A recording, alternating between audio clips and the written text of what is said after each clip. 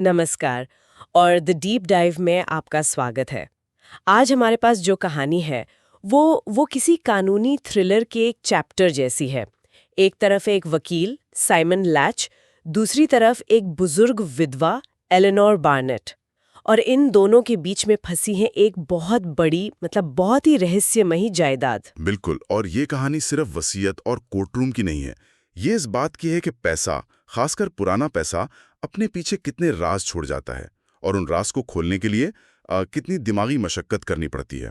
तो आज हम इसी कहानी की तह तक जाएंगे।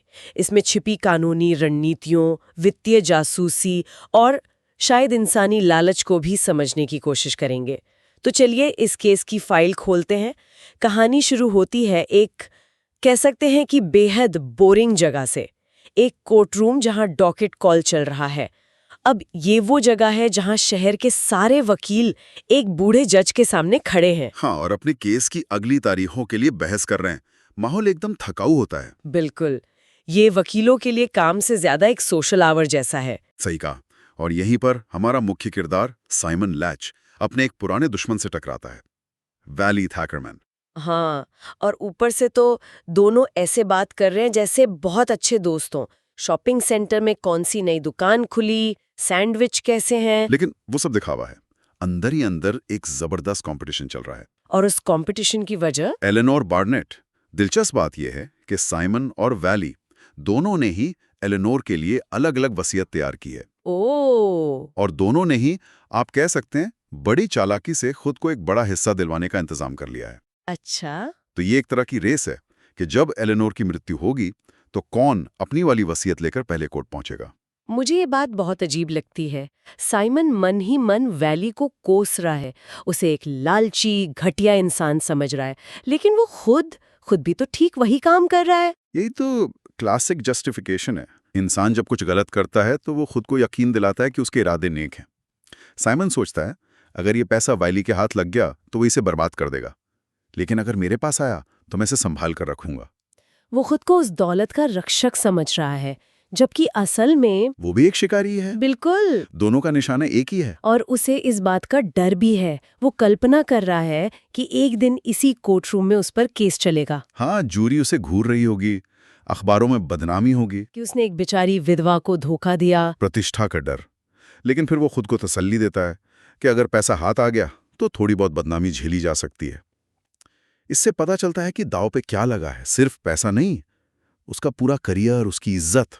तो साइमन इस तनाव भरे कोर्टरूम से बाहर निकलता है और सीधे एक बार में पहुंचता है। लेकिन वो वहां सिर्फ पीने के लिए नहीं गया है ना? बिल्कुल नहीं। वो वहां एक प्राइवेट जासूस से मिलने गया है जिसका नाम है स्पेड।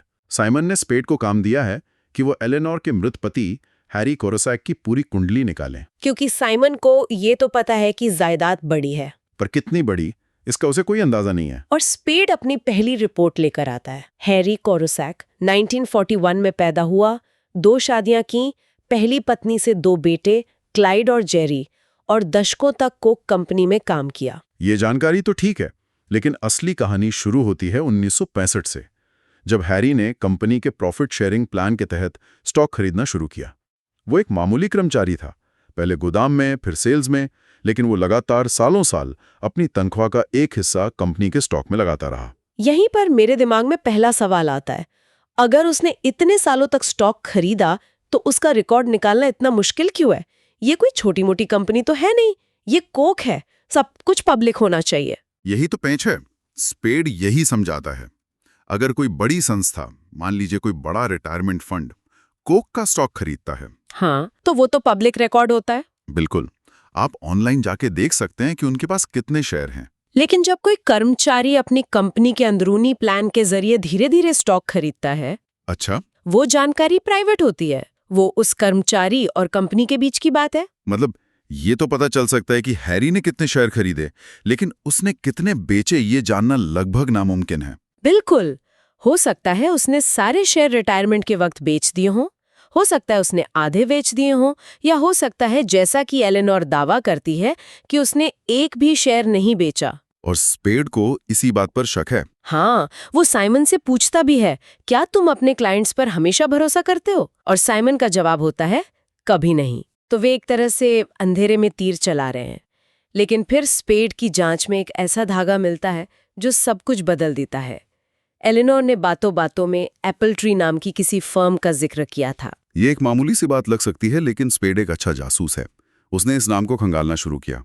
उसे पता चला कि कई साल पहले कुछ कंपनियों के विलय के बाद एप्पल ट्री अब रामके ब्राउन नाम की एक मनी मैनेजमेंट फर्म बन चुकी है।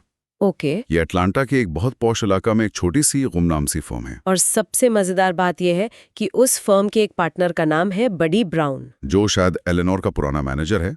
लेकिन असली धमाका तो अब होता है।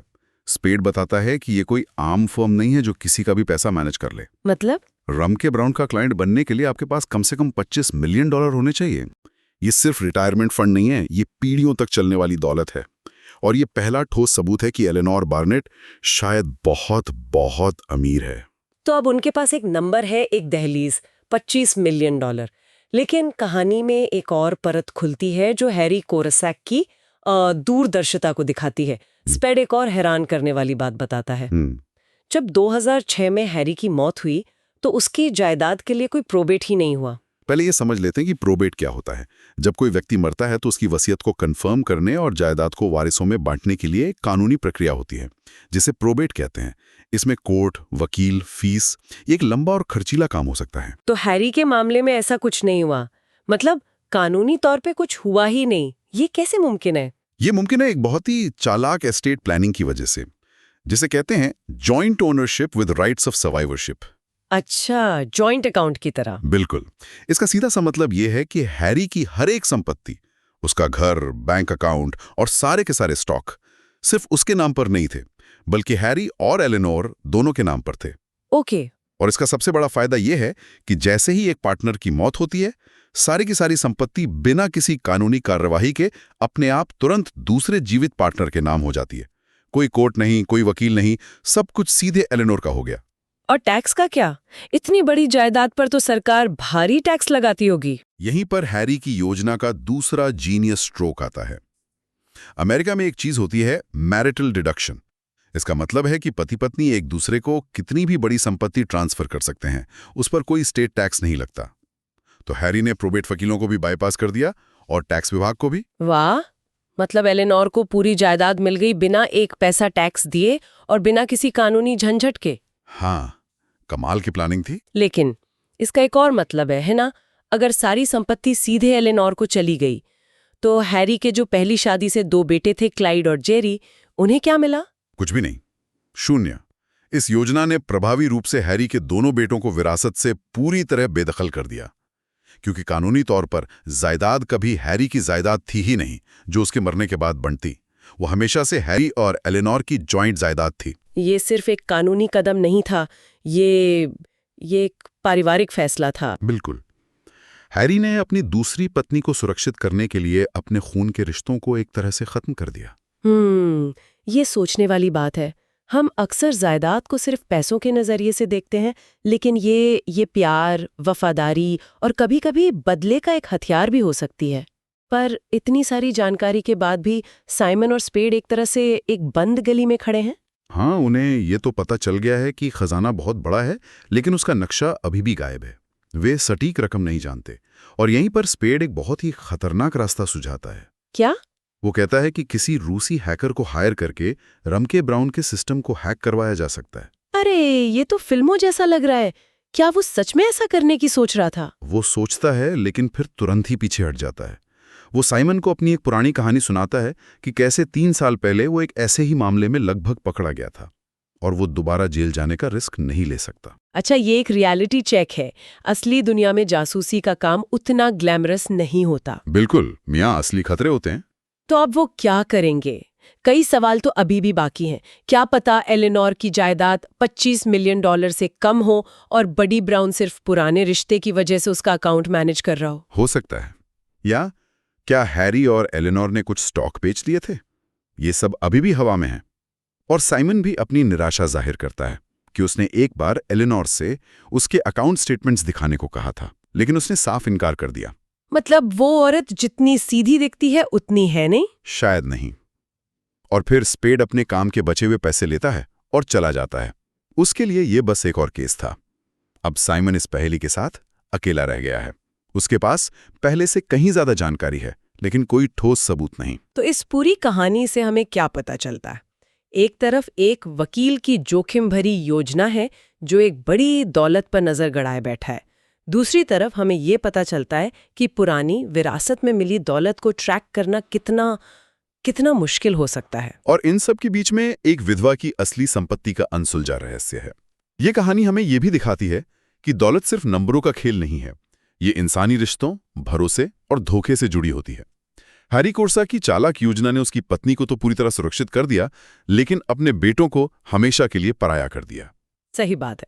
ये दिखाता है कि हमारे वित्तीय फैसले कितने गहरे और व्यक्तिगत हो सकते हैं। और जाते जाते एक सवाल हम सबके लिए छोड़ जाते हैं। जब बात बहुत बड़ी दौलत और एक ऐसे क्लाइंट की हो जो शायद उतना समझदार ना हो, तो वकील और सलाहकार जैसे पेशेवर लोगों के लिए नैतिक और अनैतिक के बीच की रेखा कितनी धुंधली हो जाती है। और एक व्यक्ति का पारिवारिक अतीत उसकी वित्तीय योजनाओं पर कितना असर डालता है, खासकर जब उसे ये तय करना हो कि विरासत किसे मिलेगी और किसे नहीं।